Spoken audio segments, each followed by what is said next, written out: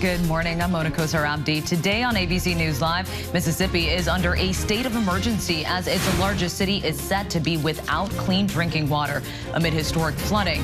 Now the National Guard is being called in to help. We have the latest from Jackson. Ukrainian forces are launching a major counteroffensive, aiming to take back land captured by Russia. Can they liberate the key city of Kherson and turn the tide of the war?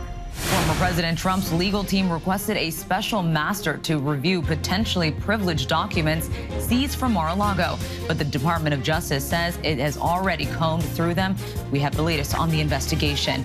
But we do begin with that state of emergency in Mississippi. After torrential rain and flooding, the state's biggest city is now set to be without running water, with more than 100,000 people affected. Trevor Ault is in Jackson with the latest. People in Jackson, Mississippi are being told to expect little or no drinkable running water for an undetermined amount of time.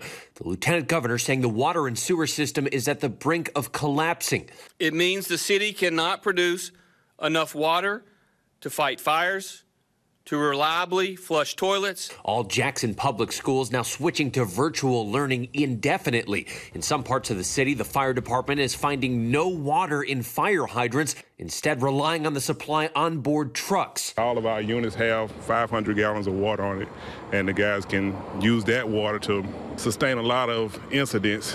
The warnings come after a pump at the city's troubled water treatment facility was damaged. There was a near certainty that Jackson would fail to produce running water sometime in the next several weeks or months. Unfortunately, that failure appears to have begun. Jackson residents have already been under boil water notices since last month when water samples found harmful contaminant levels. Making matters worse, flooding from the Pearl River cresting Monday just below major flood stage. You can see for yourself, River Road looks like a river this morning.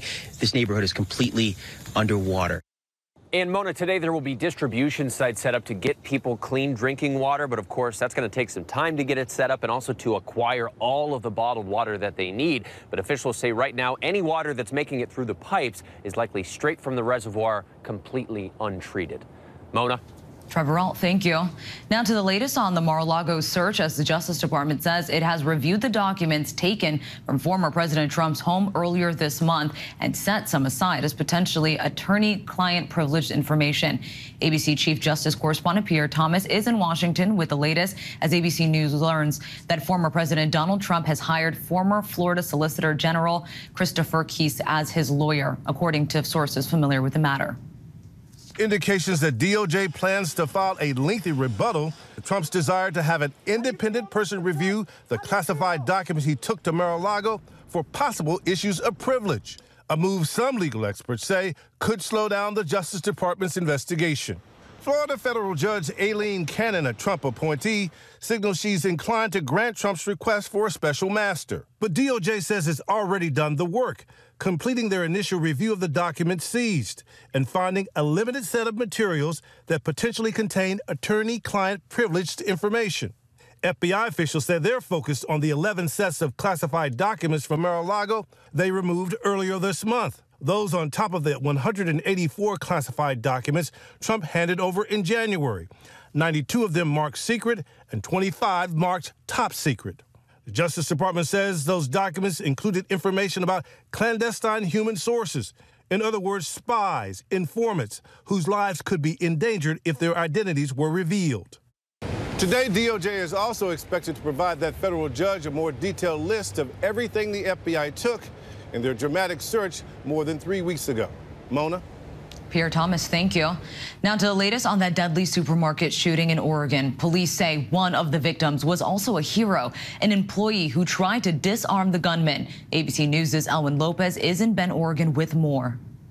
Police say a 66-year-old grocery store worker fought to disarm the lone gunman who opened fire inside this Safeway in Bend, Oregon. An active threat currently at Safeway. We have multiple victims inside. That employee was one of two people authorities say were shot and killed by 20-year-old Ethan Blair Miller. Without his intervention and without him physically confronting the shooter, it could have been very tragic. The other victim, identified as Glenn Edward Bennett, an 84-year-old customer who was gunned down at the entrance of the supermarket as the suspect stormed in Sunday evening. armed with an AR-style rifle and a shotgun. 911 calls started pouring in around 7 p.m. on Sunday.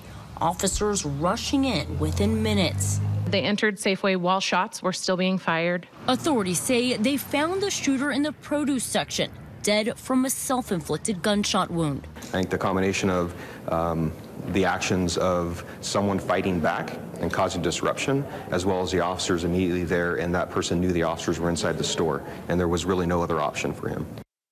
Police say they also found 3 Molotov cocktails and a sawed-off shotgun inside the suspect's car. Mona, that is in addition to the AR-style rifle and shotgun that were found next to the 20-year-old. Elwin Lopez, thank you. And President Biden will be in Pennsylvania today to give new details on his plan to tackle gun violence across the nation. The White House says the president will deliver remarks on police funding and crime. This comes 2 months after President Biden signed the bipartisan Safer Communities Act, the first major piece of federal gun reform in decades. For more on this, let's bring in Manuel Oliver, the father of a teenager killed in the 2018 Parkland, Florida shootings, and ABC News contributor and former NYPD Chief of Detectives Robert Boyce. Thank you both for being here. Good morning. Good morning.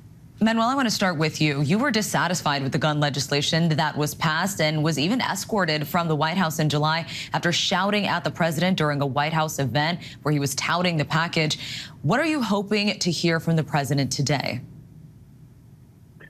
Well, I think most of the people that were in that event were not satisfied with the package. I was the one that was able to stand up and say that, but you can hear people agreeing with what I said. So I just don't like things that have been sold as a solution when they are far from being the solution. The president knows that.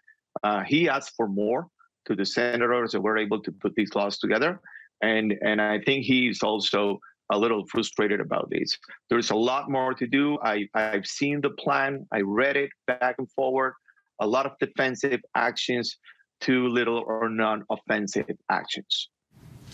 And Robert, I want to bring you in as well. One of the main things in this new $37 million plan is giving more funding to the police. How significant is that? Well, you're funding $13 million to hire 100,000 more police officers across the country within 5 years. This is reminiscent of the 1994 Clinton plan to get them out there and to train them as well. Another $5 billion towards community-based things like reentry programs and stuff. And the biggest thing at all I see in reducing gun violence here is the 13% increase in funding for the ATF. These are all good measures. That, with last month's bill, you have $50 billion spent this summer, pledged to do it. Let's see how it is operational. Let's see how it goes forward to stop the gun violence in this country. And what steps do you believe can be taken to fight crime at a local level? We hear, concerns about the streets of New York recently. Can you touch a little bit on that, Robert? Sure. Federal task forces, precision policing to go after the gangs who are doing the shootings. Also close loopholes in the NICS checks where people are getting their hands on assault rifles. That shouldn't happen. So these things are all important. But the devil's in the details, how to get that out and how to make that operational. So letting the assault weapons in the hands of minors is always a bad plan. Hopefully this is addressed. I agree with Manuel. It's not enough. We have to go even further with what we have to do. Because this is all a lot of bipartisan stuff. We need real leadership to get this done. And Manuel, the plan also includes investing in crime prevention and a fair criminal justice system and taking steps to keep guns out of the hands of dangerous people. Is this enough to put an end to gun violence? No, of course not. You know that half of our society, if not more, they believe that the guns are part of our identity. So we need to change how our society thinks about these and change the whole narrative. And that's not with the money given to the police or given to the communities. It's given to the advertising industry. Like, we need to send a message out there with all the possible media that makes people understand that we don't need guns to live in a happy society, to respect each other. So that's the reason why I've been asking for a czar, director of gun violence prevention. And I know that we have a director for the ATF, but it's not enough. He has other things to do. I'm asking now for a meeting with the ATF director, Mr. Stephen Dettelbach, and see if we can go in that direction of sending another message to the American people. All right. Manuel Oliver, Bob Boyce, thank you guys so much for joining us.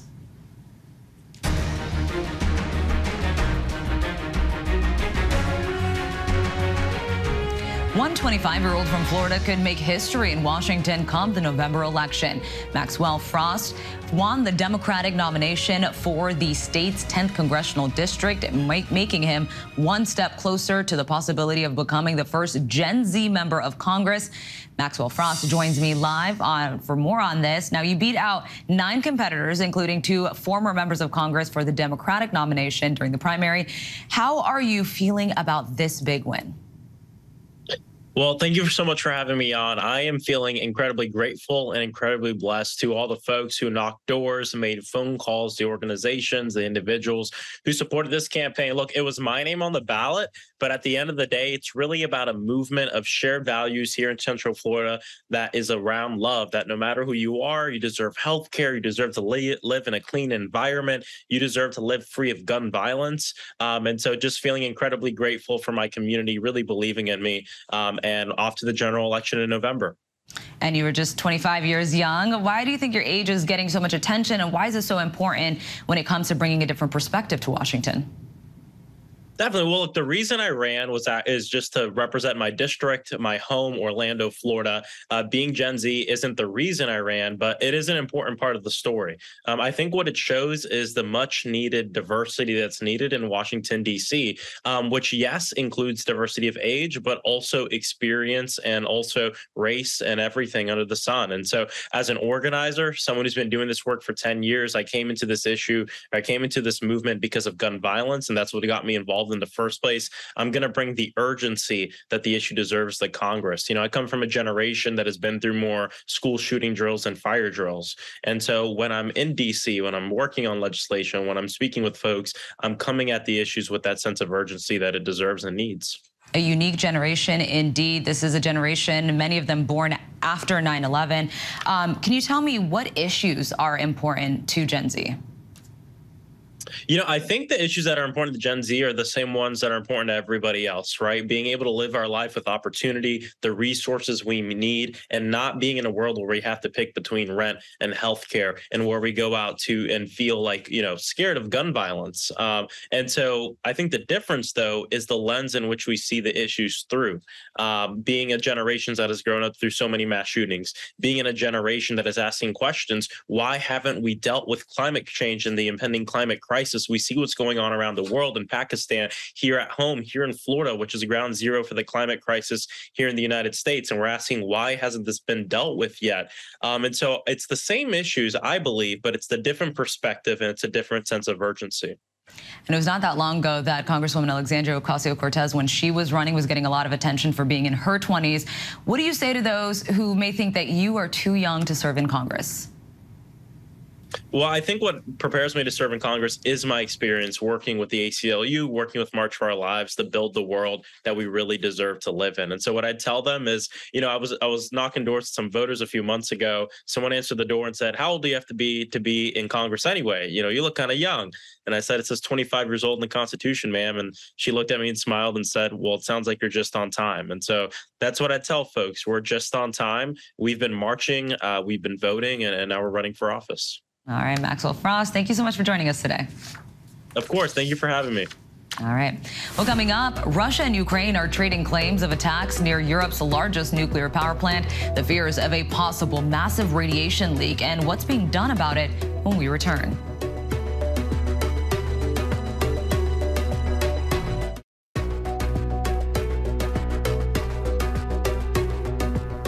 Welcome back. Ukrainian forces have announced a major offensive in the country's south, hoping to liberate a key city from Russian occupation. President Zelensky is vowing to retake all Ukrainian land taken by Russia, and this counteroffensive could be a major step toward doing just that. Meanwhile, UN officials are set to inspect the massive nuclear plant caught in the crossfire. Foreign correspondent Tom Sufi-Burridge has the latest from Ukraine. A dramatic turnaround, with Ukrainian forces now on the offensive. Their aim to retake land in the south. President Zelensky defiant, vowing to kick the Russians out of all Ukrainian land. Kherson, a regional capital, their top target. Russia took the city in the early days of the war. Video circulating online shows smoke pouring over the city this morning. Ukraine striking targets in Russian-occupied land again and again. But as Ukraine pushes in the south, Russia's response swift and brutal. Russian missiles pummeling a residential district in the port city of Mykolaiv, killing 2 people. Putin's forces also striking the heart of Ukraine's second city, Kharkiv, in the northeast. Overnight there, at least 4 people killed.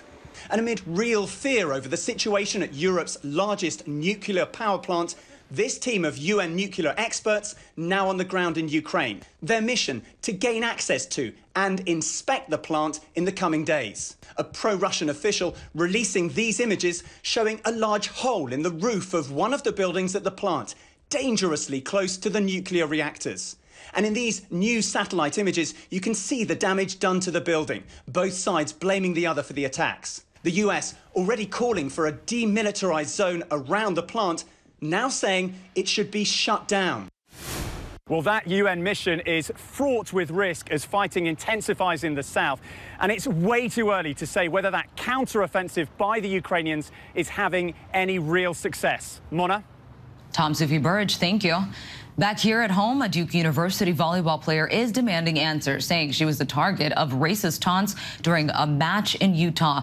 Now she's telling her story, calling the incident an opportunity for others. Janae Norman has the latest. Richardson again fires that one. New fallout this morning from the volleyball court. Well, at first it was kind of like did I hear that right? Like, I didn't really believe it. Duke sophomore Rachel Richardson says she and her black teammates were targeted with racial slurs and threats during their game against rival BYU over the weekend. The next time I went back to serve, I was like, okay, yep, I definitely heard that right. I immediately just told one of my most trusted teammates, and I was like, I just heard someone use a racial slur, to address me, essentially. Richardson taking to Twitter saying the heckling lasted for the entire match, and when it turned to threats, they began to feel unsafe. She says both the officials and BYU coaching staff were made aware of the incident during the game, but failed to take the necessary steps to stop the unacceptable behavior and create a safe environment. My coaches and my teammates, they responded immediately and to the best of their ability, because in that moment, I was like, they're doing something on my behalf. BYU confirming that the fan accused of launching those attacks is not a student and that they are now permanently banned by BYU. Even if, as they say, it wasn't a student who was doing this, there were students nearby. And so the fact that they didn't know what to do in the moment to call him out or to let him know that's not accepted here, you need to stop. That's not wanted here. It's a level of ignorance. And so if there's a lack of knowledge on racism and how to deal with it, that's how you have things like this continue to happen. The next night, the BYU athletic director with strong words for their supporters. Cheer them on as loud as you can, but do not cross the line where you would hurt or harm anyone in any way. Richardson has thanked him for his support and says he's been at the forefront of making sure his athletes get the proper education and training to handle any similar encounter effectively. Richardson's father says although she's receiving overwhelming support, there's need for more action and accountability. So if you're standing in that crowd and someone is doing that next to you, what is progress? Progress is someone saying, hey, stop that. For Rachel, she calls the incident an opportunity for herself and for others. I'm not the first person. I'm not the last person. This isn't an isolated incident. It's an opportunity for not just me, but for anyone who has an opinion, anyone who has a voice to decide that it should be the last time. And some said the Duke volleyball team should have protested and stopped playing the match. Rachel says that never even crossed her mind. They were there to play volleyball, and that's what they did, adding she doesn't believe this one person or even those in the crowd nearby are reflective of BYU's values. Mona. All right, Janae Norman, thank you. There were fireworks in the courtroom when defense attorneys for Alex Murdaugh lashed out at prosecutors. Both sides raised their voices over the evidence against the prominent South Carolina lawyer charged in the murder of his own wife and son. ABC's Eva Pilgrim has the latest. So Excuse me, one second. Alec Murdaugh back in court for a heated hearing. His lawyers accusing the state of withholding evidence. The statewide grand jury has no statutory authority whatsoever. Murdaugh's team publicly voicing frustration that they've learned about reported evidence like blood splatters, phone downloads, and witness statements by reading blogs, not because they've actually seen the evidence. The Attorney General's office saying it's not the source of the leaks, instead suggesting it was other attorneys involved in other Murdaugh cases. The problem is that inevitably a number of people, as the case is prepared, have to get access to that information. And the whole point is to have this not fall in the wrong hands. This case is unique. It's unprecedented in South Carolina history. This information literally is probably worth over $1 million. Through the whole back and forth, Alec Murdaugh sat in silence. A judge deciding the evidence must be shared, but putting strict controls on how, putting a temporary protective order in place. Appreciate the judge's order that this is a temporary protective order and that he's going to refine it and make it less obtrusive, less restrictive. It was June of 2021 when Alec Murdaugh made a 911 call claiming he'd found his wife Maggie and their 22-year-old son Paul shot to death outside their home. My name is Alec Murdaugh. Please hurry. Neither one of them is moving. In July, Murdaugh was indicted by a South Carolina grand jury for their deaths. All right. At his indictment hearing, Murdaugh pleading not guilty. How shall you be tried? By God and my country. Thanks to Eva Pilgrim for that report. And still to come, the spotlight is on Serena Williams and her final U.S. Open appearance before retirement, her big win, and the best moments from the game when we return.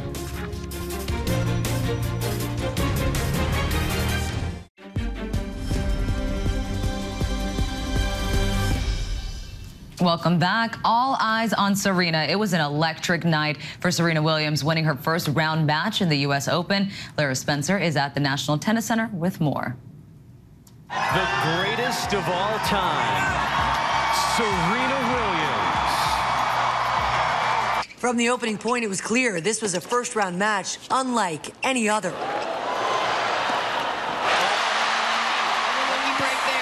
The sold-out crowd roaring.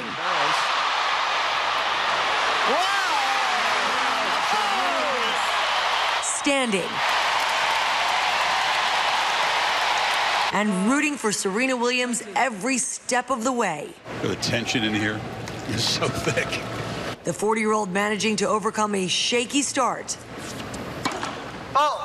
Defeating 80th ranked Danka Kovinic in straight sets.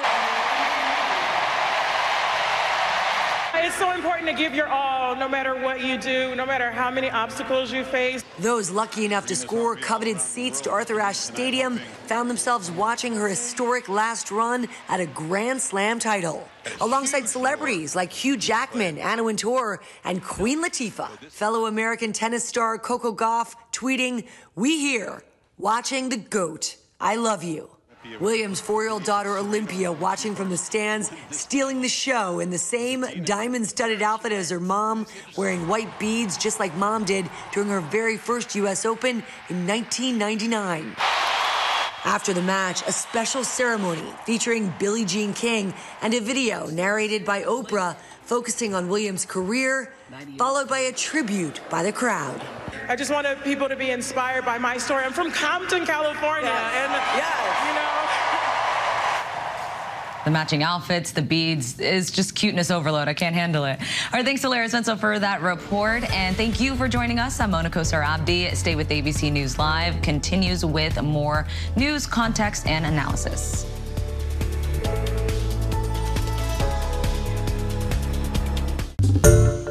Hi, everyone. George Stephanopoulos here. Thanks for checking out the ABC News YouTube channel. If you'd like to get more videos, show highlights, and watch live event coverage, click on the right over here to subscribe to our channel. And don't forget to download the ABC News app for breaking news alerts. Thanks for watching.